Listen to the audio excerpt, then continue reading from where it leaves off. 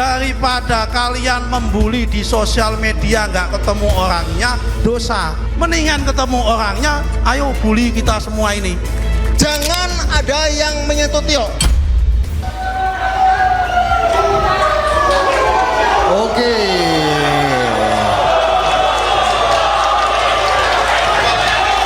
Oke.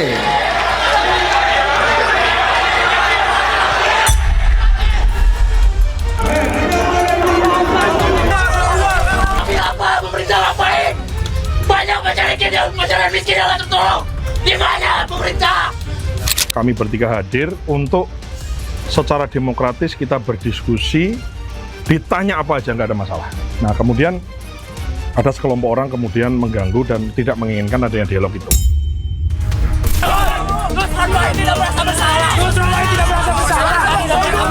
Saya yakin mahasiswa berdemo untuk mencari solusi, bukan untuk mencari kerusuhan, bukan untuk mencari ribut, bukan untuk menciptakan permusuhan dan menciptakan ketegangan, tapi mencari solusi karena rakyat butuh solusi.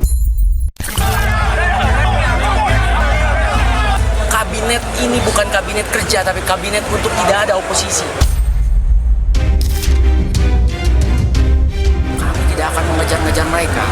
Seandainya mereka menjawab satu pertanyaan sederhana saya, apakah mereka merasa bersalah?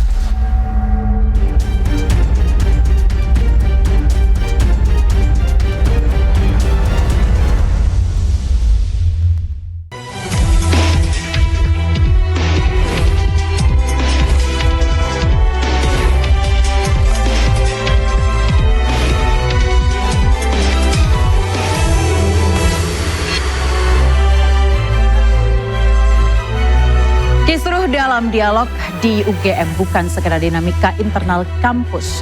Ruang diskusi yang hadir penuh kecurigaan seakan menjadi miniatur ruang publik kita yang rentan, mudah tersulut dan miskin empati. Mengapa ruang dialog bertransformasi menjadi pemicu konflik?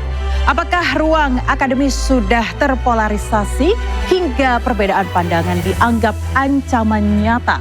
Kita bahas bersama dalam program Interupsi bersama saya, Aira Fus.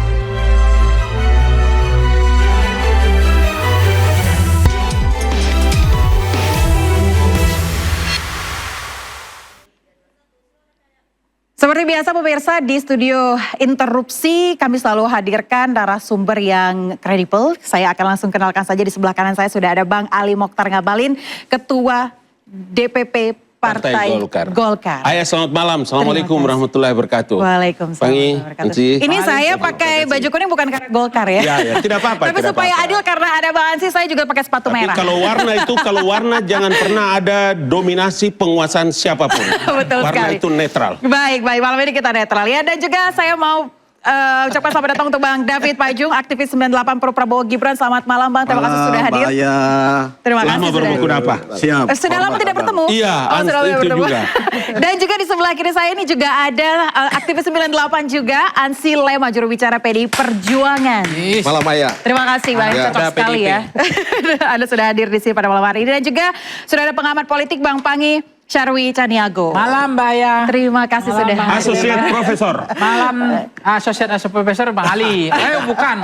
Profesor udah profesor 2 kali Bang Ali.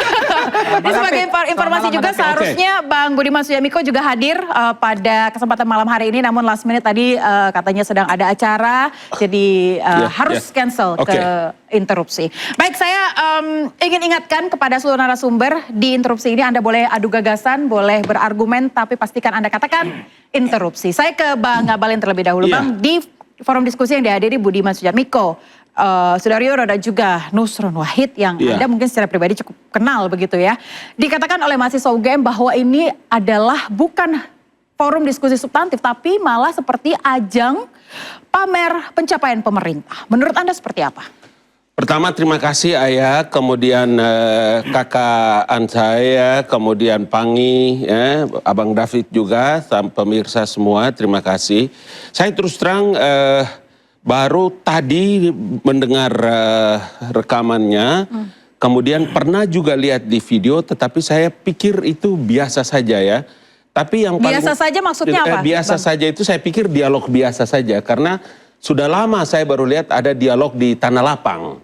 Karena kami hanya Di bisa... tengah-tengah mahasiswa? Iya, biasanya itu Idul Fitri atau Idul Adha di Tanah Lapang. Baik. Ini ada diskusi Tanah Lapang. Yang kedua, saya jujur tidak mengerti apakah itu undangan mahasiswa UGM atau terakhir tadi dikasih tahu sama Bang Seto kalau itu adalah acaranya sahabat kita Budi dan si Budi. Di acara itu kemudian mengundang bapak-bapak menteri itu kalau nggak salah. Jadi saya pikir dalam alam demokrasi seperti hari ini dan anak-anak mahasiswa, adik-adik mahasiswa, saya kira kita ini semua aktivis. Aktivis jadi biasa saja dalam pengertian bahwa mungkin mereka berdialog. Kalau konflik tidaklah, karena itu bukan Amerika, Iran, dan Israel. Saya kira sudah damai juga sekarang kan. Jadi yang paling pokok itu adalah ada nilai yang harus diambil, ada value yang kira-kira harus bisa menjadi pembelajaran antara mahasiswa dan pejabat pemerintah. Apa value-nya kira-kira, Bang? Iya, Tadi dikatakan jadi ajang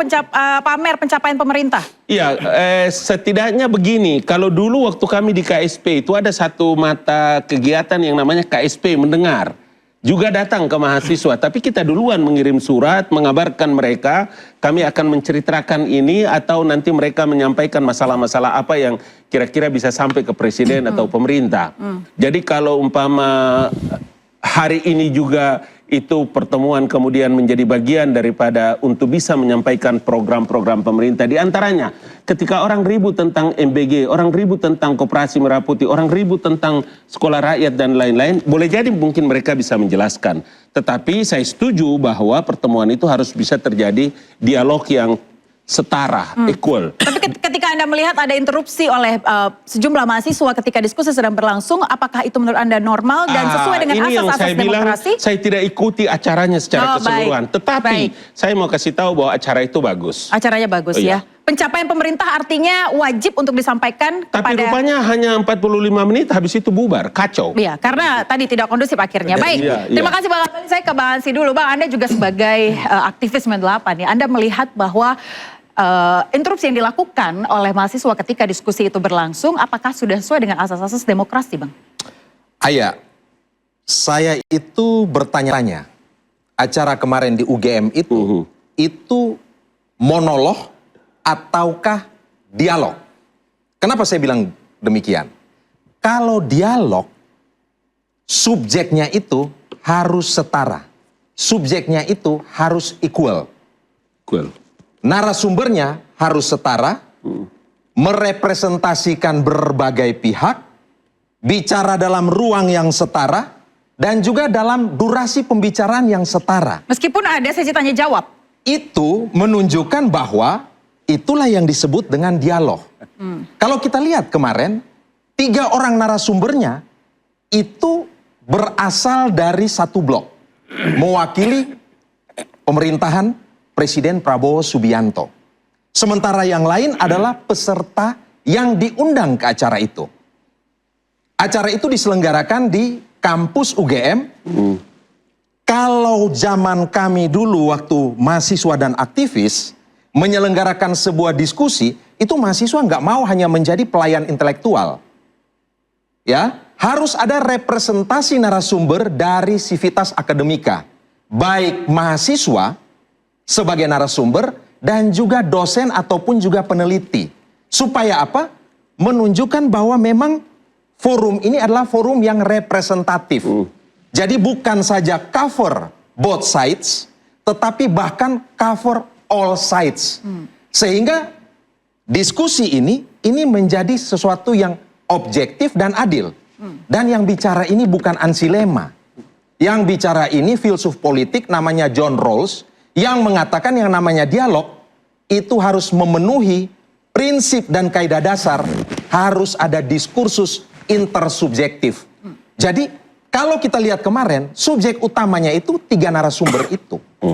Yang lain itu datang sebagai pihak yang diundang. Jadi dengan demikian harus ada narasumber dengan lainnya. demikian kalau kita lihat, ini forum dialog ataukah monolog yang cenderung lebih dekat kepada semacam ceramah dan sarasehan yang sifatnya melakukan sosialisasi satu arah kepada para mahasiswa atau partisipan yang hadir di situ? Itu yang pertama pertanyaan saya. Pertanyaan yang kedua, itu kemarin itu diskusi atau lebih dominan sensasi dan provokasi. Kenapa? Kita bisa putar, ya. Apalagi Nih. keluhan mahasiswa UGM, di mana UGM ini adalah kampus lulusannya adalah Pak Anies Baswedan dan Pak Ganjar Pranowo yang kebetulan di dalam Pilpres kemarin saya sama teman-teman kalahkan.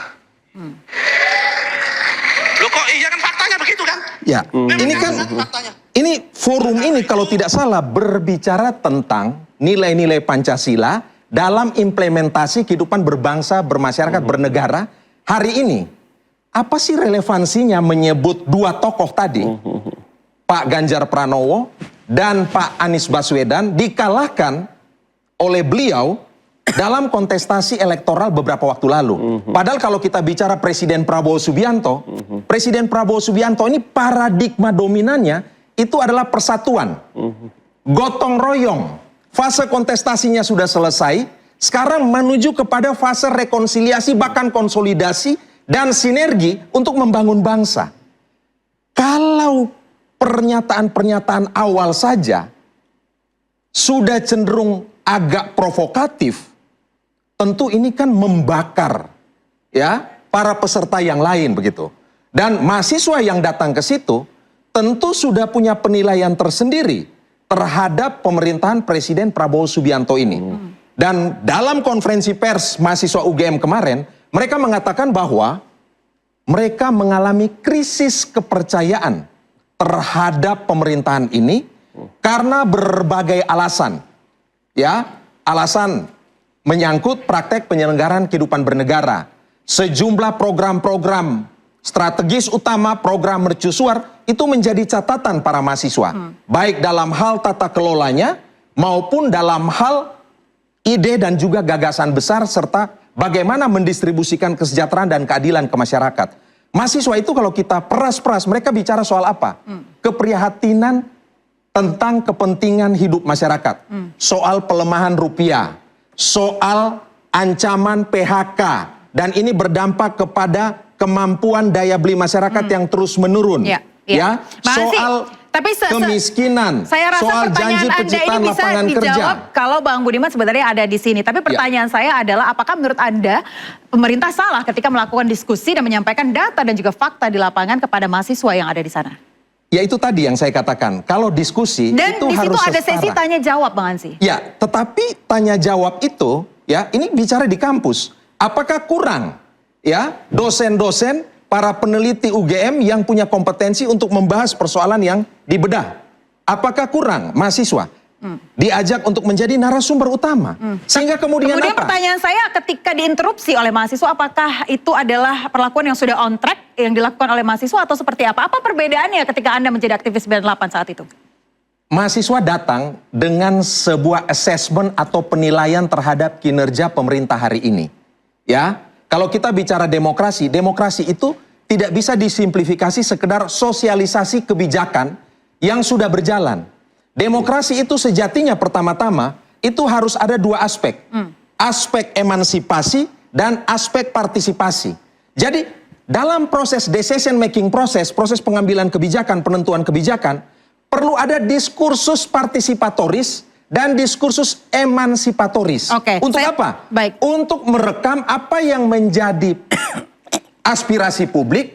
Dan ini yang digodok dalam sistem politik sehingga kemudian menjadi kebijakan. Oke, saya tangkap poinnya. Saya mau tanya ke Bang David. Anda melihat perbedaan mungkin di zaman Anda ketika menjadi aktivis, Bang? Ya, jadi gini. Pertama, saya masih nyambung dengan sahabat saya, Bung Ansy ya. Pertama kita bicara dulu soal identitas kampus. Kampus itu kan punya identitas sebagai benteng demokrasi, sebagai pengarah dan penentu peradaban ya. Lalu kemudian di situ dia harus imparsial, tidak terjebak pada opini-opini yang partisan ya. Lalu kemudian kampus itu sangat plural dalam sisi opini, sudut pandang dan pendapat. Makanya di kampus itu selalu ada namanya tesa, antitesa, melahirkan sebuah sintesa. Nah ini yang tidak terjadi kemarin ini. Sebenarnya bagi saya, kalau Bung Ansy tadi sedikit menyoroti soal representasi pembicara, Saya menyerotinya dari sisi karakter sebuah kampus ya, apalagi kampus sekelas UGM. Nah, bagi saya ini paradoks sebuah kampus dan identitas intelektual. Seharusnya justru siapapun yang hadir di sana harus diterima dalam konteks membawa sebuah gagasan dan ide, terlepas dari ide dan gagasan itu berbeda. Karena kampuslah tempat membangun sintesa peradaban opini ya. Meskipun misalnya 3 tokoh ini sebagai representasi pemerintahan Prabowo Gibran, yang kita tahu bahwa hari ini, minggu-minggu ini memang demonstrasi mahasiswa itu sangat sporadis di mana-mana ya. Sebenarnya dalam konteks itulah 3 representasi pemerintah ini ada di situ dalam rangka mahasiswa ingin mendengar, lalu kemudian memberi masukan. Nah, ending tujuan goal yang itu tidak tercapai, tidak ada masukan, tidak ada sintesa gagasan dan pemikiran karena apa? Sudah terjadi apa yang kita katakan bahwa kekerasan opini ya yang tidak terbangun, tidak melahirkan sebuah sintesa, karena di situ kampus bagi saya dalam 1 dekade terakhir ini komunitas atau kelompok-kelompok intelektual itu terjebak pada yang namanya pragmatisme opini. Mereka sering tampil di berbagai ruang-ruang publik, membawa identitas akademisi, membawa identitas sebagai orang kampus, tetapi opininya sangat parsial, melakukan keberpihakan. Berarti menurut Anda yang yang terjadi pada saat itu ini adalah sebuah anomali dari aktivitas dari demokrasi anomali di dan kampus. paradoks sebuah kampus. Oke, berarti Anda setuju dengan apa yang disampaikan oleh Kepala Bakom. Oke, baik, kita akan bahas detailnya lagi, Bang David, usai jeda, tetaplah bersama kami. Tahu. Terima kasih Anda masih diinterupsi. Saya kembali lanjutkan ke Bang David terkait tadi Anda bilang anomali, paradoks. Bahkan Wamentan dalam klarifikasinya mengatakan bahwa ada sekelompok atau penyusup yang sengaja memprovokasi agar diskusi ini dihentikan. Ya, saya pikir gini Mbak, satu fenomena yang kemarin ribut-ribut membuat BEM-BEM, teman-teman aktivis mahasiswa, adik-adik mahasiswa ini kan terbelah dalam 2 kutub kan.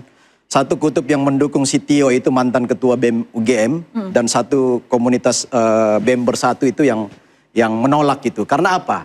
Bagi BEM Bersatu itu, Tio dan kawan-kawannya ini sudah disusupi oleh pragmatisme politik yang mendesain gerakan-gerakan mereka yang tidak lagi murni. Oh, jadi menurut Anda ada desain? Dan tidak murni gerakan mereka? Kalau melihat pengusiran dalam forum-forum dialog seperti ini, apalagi sekelas menteri yang harusnya memberikan penjelasan, bahkan di situ sebenarnya kesempatan yang harus ada data dan fakta. Ya, harusnya adik-adik mahasiswa itu memanfaatkan momen itu untuk mengejar pertanggungjawaban moral pemerintah, meminta penjelasan secara detail, bahkan memberi masukan.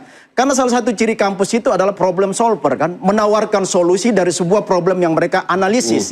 Tapi itu tidak terjadi karena bagi saya itu terjadi kedangkalan, kemandulan intelektual adik-adik mahasiswa yang kemarin itu. Oke, nah, sebentar, saya tangkap poinnya, saya ke Bang Pangi dulu karena Bang Pangi belum diberikan kesempatan. Tadi dikatakan bahwa ada desain di balik orasi-orasi yang disampaikan, bahkan penghentian salah satunya di diskusi UGM kemarin, Bang Pangi. Menurut Anda seperti apa, Bang Pangi? Iya Mbak, ya. Anda?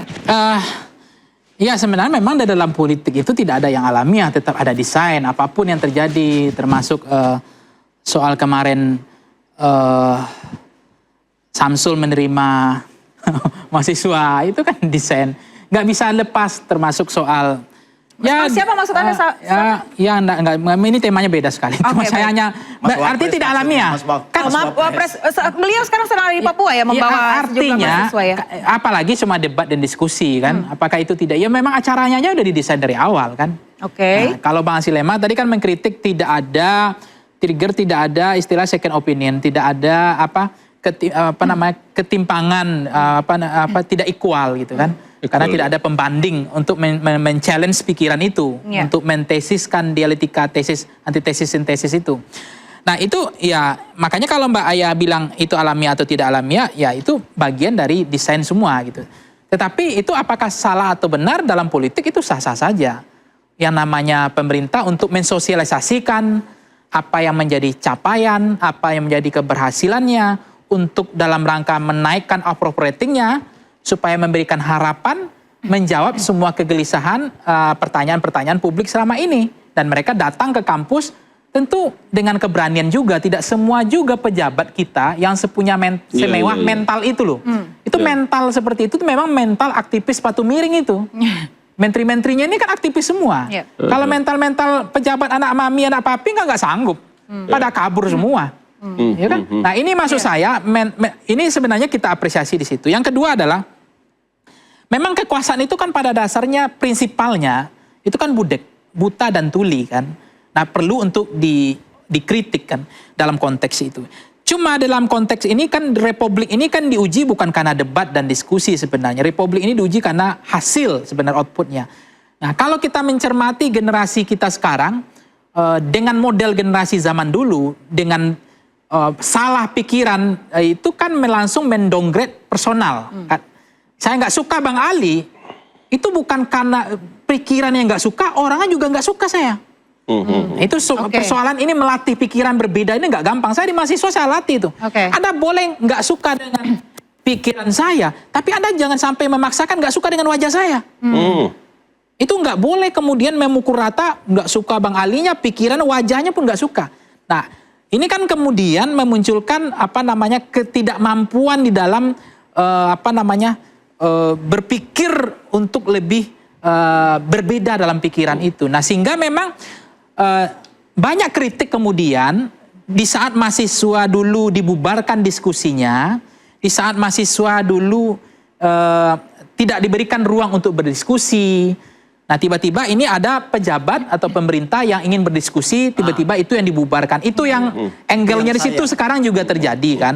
Nah cuma di satu sisi itu juga kadang-kadang saya juga berpikir ada juga challenge pikiran saya.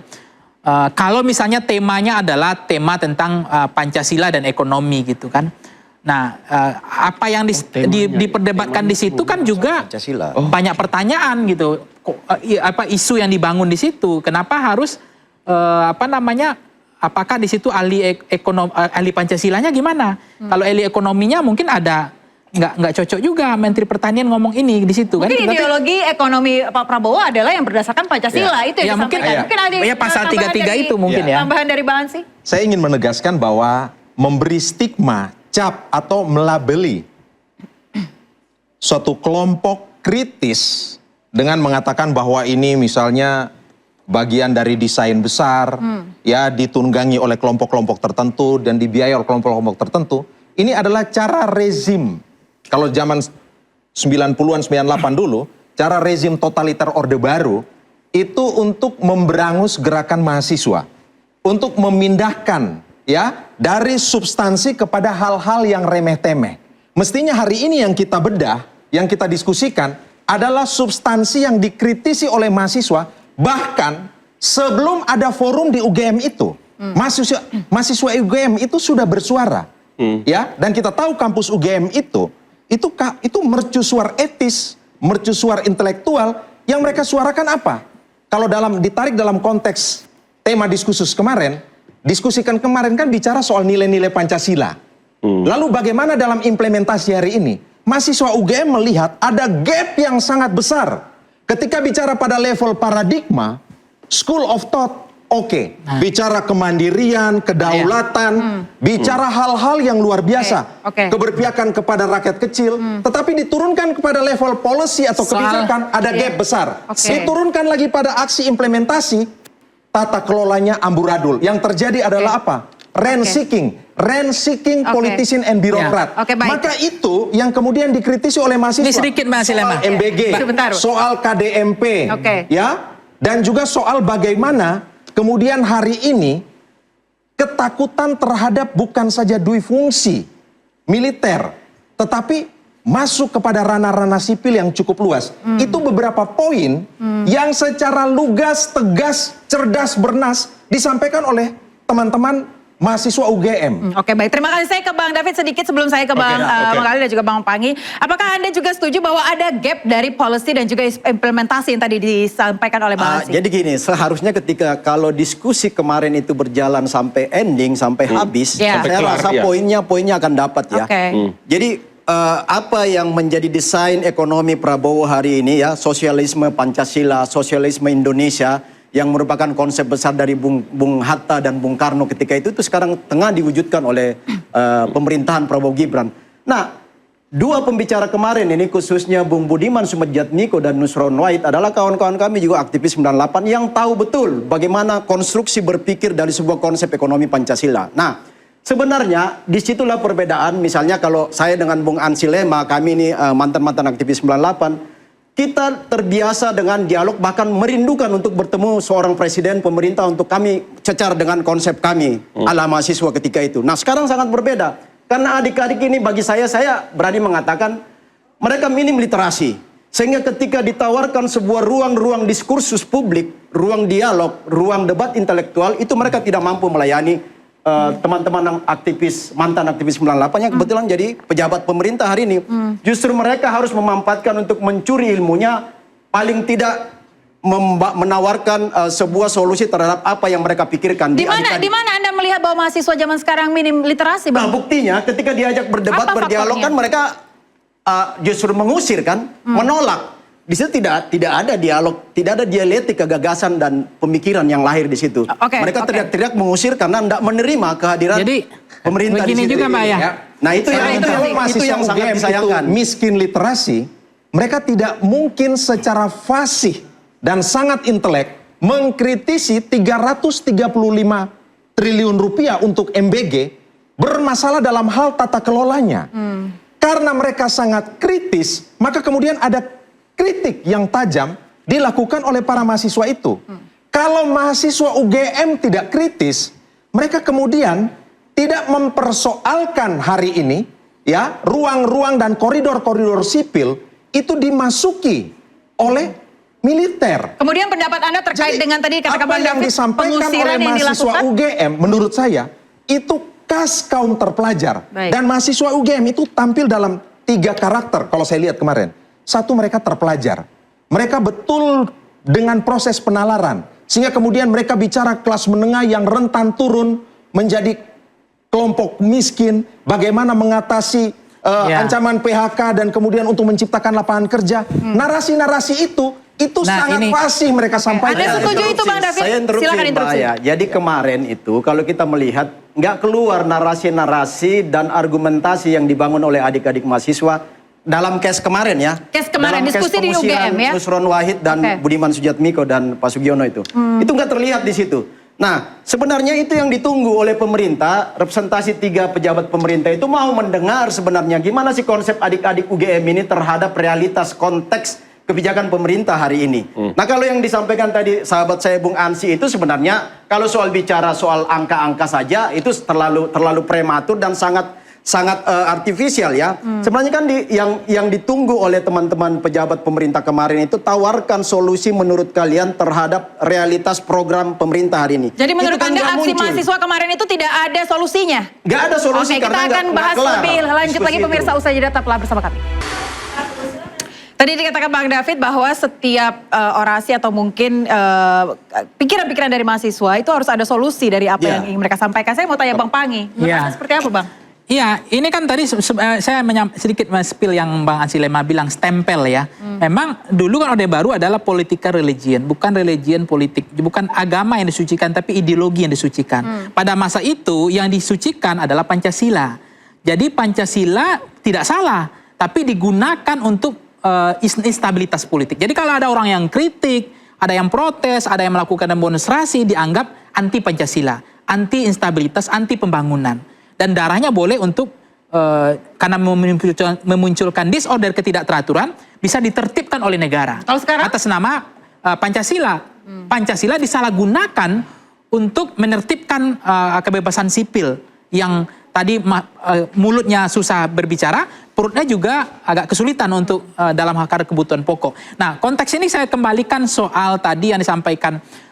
Saya tetap orang yang komit dan konsistensi saya, ketauladanan itu berasal dari jauh dari kekerasan fisik. Itu saya ikut, saya nggak akan geser itu. Bahwa itu memang salah, memubarkan itu nggak boleh. Kita nggak bela. Nah, itu nggak kita bela, kita lepas. Cuma persoalannya, apakah itu tidak... Sebentar, membubarkan diskusi itu yang dilakukan oleh mahasiswa itu tidak boleh. Itu tidak boleh dibenarkan. Sampai kiamat nggak boleh dibenarkan. Karena itu keluar dari asas-asas demokrasi itu tadi. Nah, kalau kemudian kita geser lagi ini bentangan empirisnya, lapisannya, itu oke, kita lepas lagi. Ini kan distrust yang mungkin dibiarkan terlalu lama. memunculkan animo kepercayaan publik, membangun trust building itu susah, tapi itu disia-siakan selama ini. Contoh, harga dinaikkan suka-suka hati. Harga apa? Ya, misalnya kalau dulu kan naikan bensin itu, BBM itu kan harus DPR, harus penuh kehati-hatian, deliberatif, prudensi. Tapi itu kan dinormalisasi oleh rezim sebelumnya juga. Tiba-tiba naik malam hari, tiba-tiba turun siang hari. Ya kan?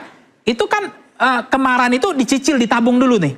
Tiba-tiba minyak kita diumumkan naik. Mau menaikkan minyak kita aja diumumkan. Yang diumumkan itu bukan bego Bang Ali. Yang diumumkan itu kalau minyak kita turun kan. Apa yang diumumkan? Itu kan menabung lagi.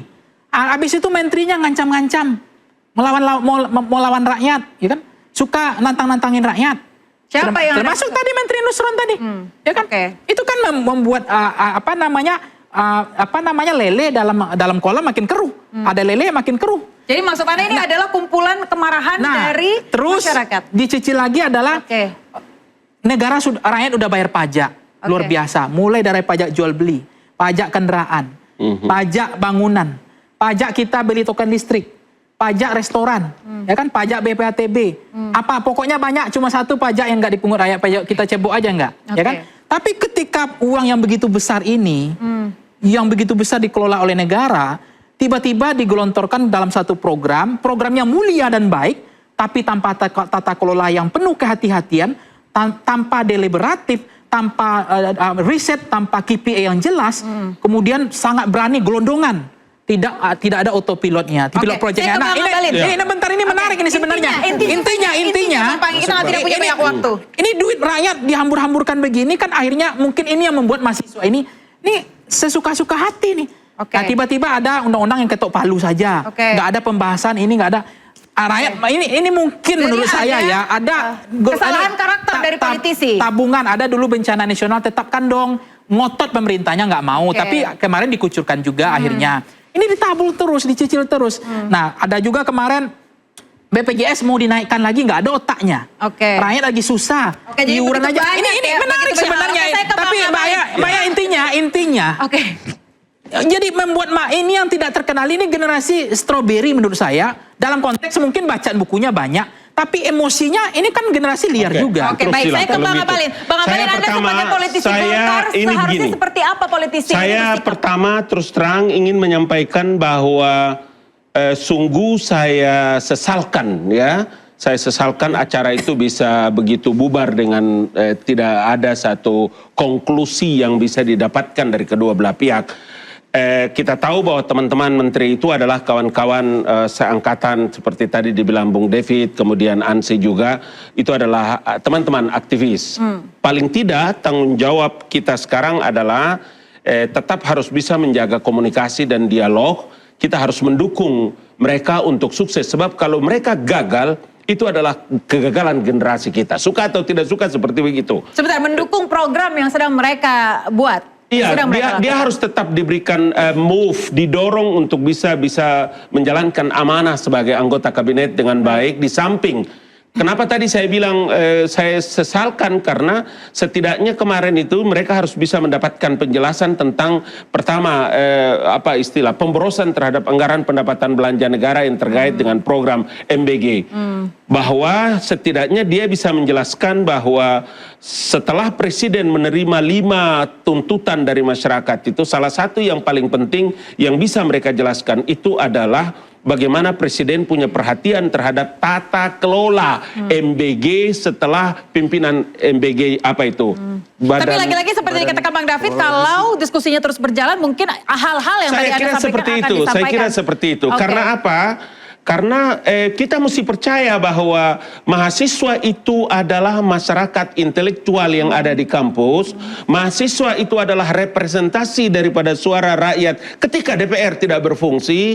Dan masyarakat dan mahasiswa itu adalah the young generation for our country untuk akan datang. Jadi Kenapa saya harus bilang begitu, Ayah? Pangi, Ansi, saya dan David, kita punya tanggung jawab dalam semua agama bilang begini bunyinya. Didik dan binalah generasimu karena mereka akan hidup pada zaman yang berbeda dengan di mana kalian hidup. Mereka tidak hidup seperti kita di zaman 98. Dia hidup pada zaman yang berbeda. Saya masih ada tanda pistol, saya masih ada tanda kepala bocor pada zaman itu.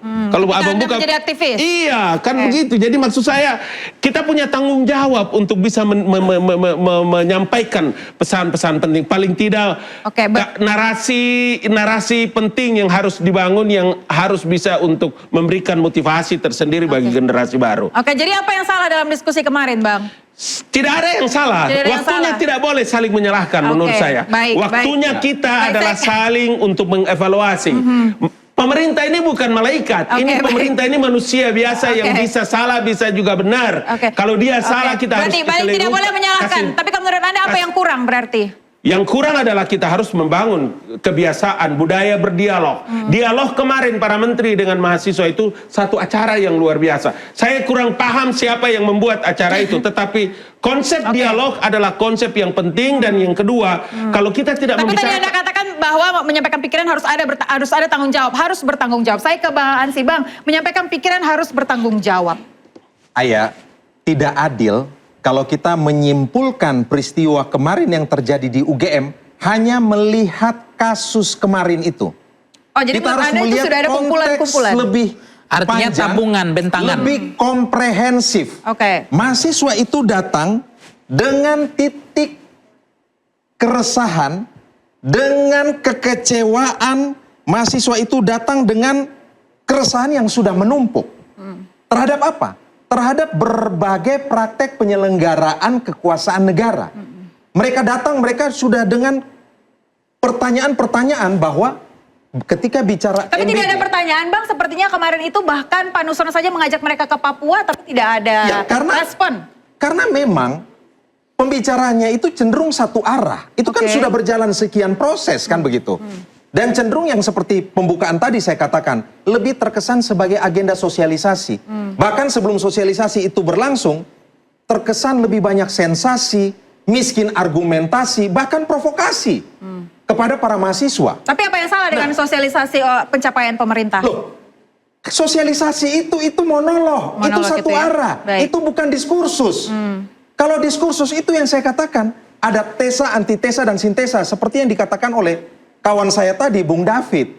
Jadi mahasiswa itu, sebenarnya kan mahasiswa itu kan pertanyaannya sudah ada. Ya misalnya, tapi apa yang membuat, Bang, ini pertanyaan yang saya dari tadi sudah pikirkan, apa bedanya mahasiswa yang berkumpul di tempat diskusi itu dengan mahasiswa yang datang dan menginterupsi diskusi itu? Ya artinya kan begini, contoh sederhana aja, kita boleh bicara bahwa misalnya MBG bagus dari segi konsep menurut pemerintah, tapi mahasiswa bertanya sederhana, lalu apa manfaatnya bagi petani tradisional dan kecil, peternak di desa-desa dan juga nelayan tradisional. Kalau kita bicara bagaimana ini bisa membangun multiplier effect, itu yang tidak pernah bisa dijelaskan dan dijawab selama ini. Jadi begini, yang Ansy bilang itu, makanya tadi saya bilang, kalau acara itu umpama tidak bubar, setidaknya mungkin bisa mendapatkan pengertian. Umpama begini, kan yang ditangkap sekarang ini kan kepala dan wakil-wakilnya. Sekarang Presiden terima apa yang mungkin disampaikan dari 5 pesan itu. Maka yang dilakukan sekarang itu adalah tata kelolanya dievaluasi, tata kelolanya diperbaiki. Bagi saya anak Papua ini, Fak-Fak, Ansy, kita orang NTT ini dari Toraja, orang-orang di kampung ini, anak-anak keluarga kita ini sangat perlu itu dengan MBG. Demi Tuhan, saya bersumpah atas nama Tuhan, MBG itu sangat amat penting bagi anak-anak kita di kampung-kampung sana.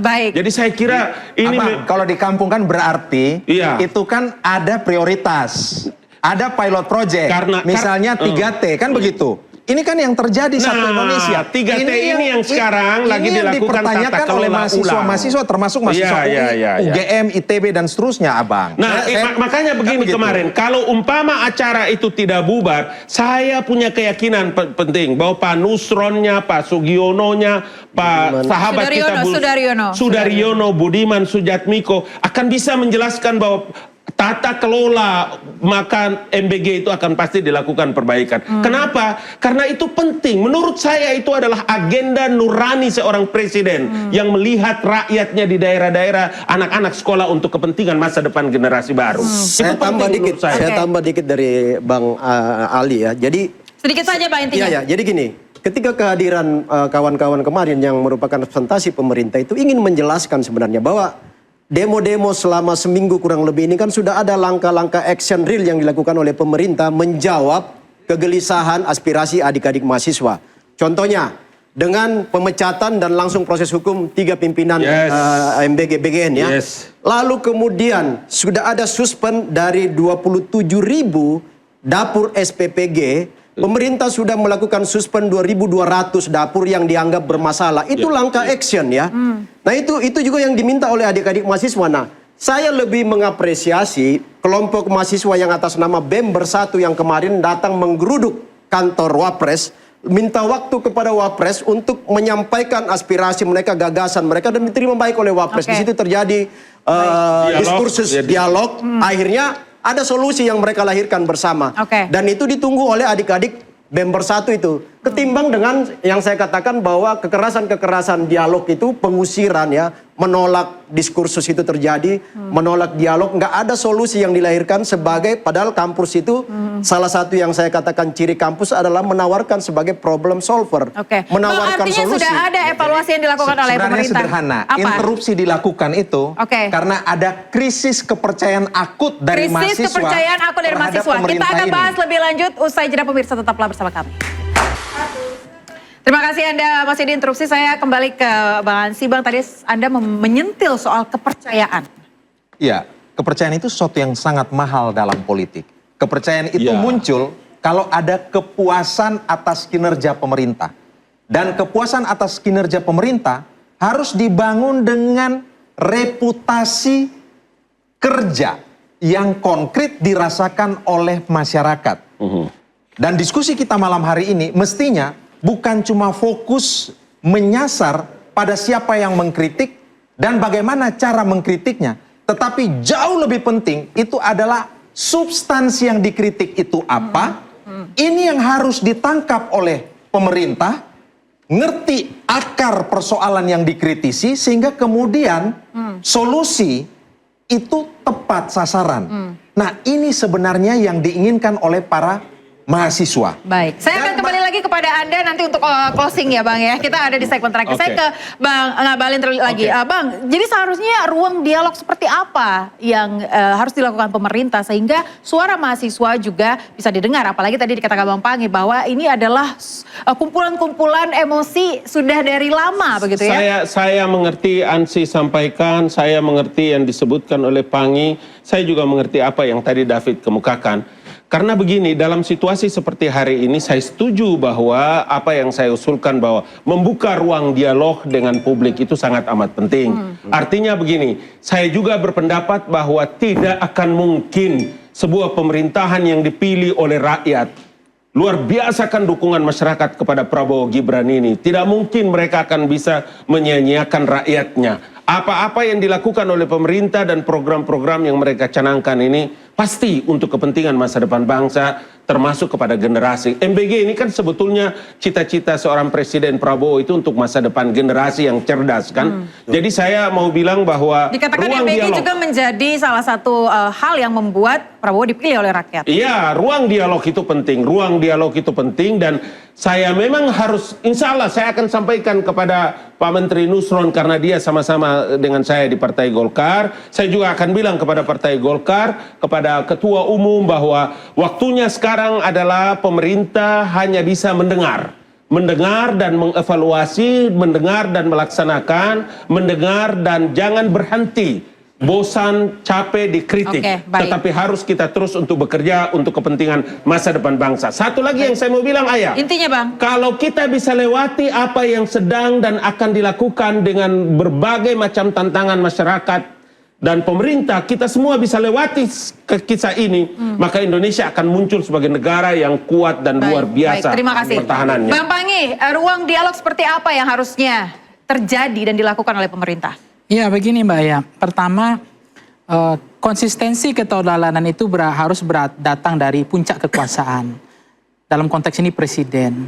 Saya tidak mencermati belakangan ini Presiden Prabowo tidak seperti Prabowo yang dulu gitu. Memang yang dulu seperti apa Bang? Ya tetap menggebu-gebu tapi dia menjaga wibawanya, pidato kerakyatannya. Tidak kemudian sampai menjulurkan lidah sambil nyenye-nyenye dengan mimik seperti itu. ini saya nggak tahu ilmu dari siapa ini penyakit seperti ini. Kaitannya dengan ruang dialog seperti apa, Ini Bang? kan, ya maksud saya, pada tema. itu kan juga menjadi pemantik kemarahan-kemarahan emosi publik gitu. Kemudian bilang anjing menggonggong, kapilah berlalu. Nah ini menurut saya sangat tidak tepat gitu. Jadi makanya saya bilang, jangan-jangan pidato presiden inilah yang kemudian merusak kinerja presiden sendiri gitu. Padahal kinerja Presiden Prabowo ini, mohon maaf, ini udah banyak yang bagus ini. Nah, tapi karena pidatonya, maka saya bilang, sarankan stop dulu dah pidato-pidato dulu gitu. Karena ini yang kemudian menjadi gelap semuanya. Dolar lah, kayak nggak baca buku Presiden Prabowo, dolar nggak butuh di desa. Padahal ini pembaca buku yang paling hebat Presiden Prabowo ini, 50 buku per hari. Kalau ke luar negeri itu bacaan bahasa Inggris. Masa kalah sama mantan presiden bacaan komik sama Doraemon Shinchan? Jadi ini yang menurut saya ada problem. Ini pertanyaan saya logis ya, logik. Bagaimana ini bisa terjadi gitu loh? Dengan Prabowo hari ini. Apakah karena setelah virus gemoy ini begini jadinya? Padahal kinerja Presiden Prabowo ini luar biasa. Ini saya sampaikan loh, prestasi Presiden Prabowo hari ini loh, yang udah dicapai loh. Tidak menaikkan harga haji, meski kan aftur naik ya Bang Ali ya. Itu kita apresiasi dulu, dia naikin haji aja tiap tahun. Nggak ada jemaah haji yang terlantar. Bagaimana? Nggak ada. Bahkan angka kematian turun kemarin baru disampaikan oleh. Kemudian apresiasi bantuan bencana Sumatera kemarin 1 triliun. Sudah menjadi badan kita apresiasi. Kemudian ada soal Bang Ali ya, pupuk murah kan, pupuk diturunkan subsidi kan. Kita nggak tahu apa realita di lapangannya, tapi itu fakta gitu. Jadi intinya adalah komunikasi yang disampaikan oleh termasuk Presiden kemudian ini begitu ya. Iya, pembatasan media sosial, pemotokan aplikasi pinjol terhadap buruh, pengangkatan P3K, termasuk perampasan aset ini mau diseriuskan. Oke, baik. Ini luar biasa. Oke, ditangkap prestasinya Bang. Tapi saya mencermati ya cukup sementara dulu. Ini kayaknya Mbak Aya memaksa saya harus berpacu dalam melodi. Oke, baik. Jadi komunikasinya ya yang harus diperbaiki ke depannya. Iya, ini soal begini, kepercayaan Konghucu ya, Bang Aya. Iya.